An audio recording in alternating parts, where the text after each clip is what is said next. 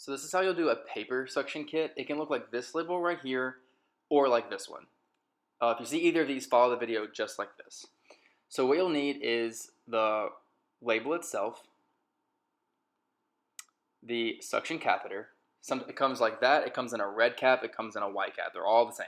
Then you'll need a little paper bag to put the suction catheter in, a cup to catch the drainage. It has a little plastic wrapping around the box, sterile gloves, and then this wrapping paper. It looks like this. I don't really know what it's called, but you'll know. It comes with like the recycled box. It looks just like that one. So start with that little 3-part paper thing. Open it up, and then get the little bag. Slide the suction catheter into the bag, and fold it over, and place that in the middle of it.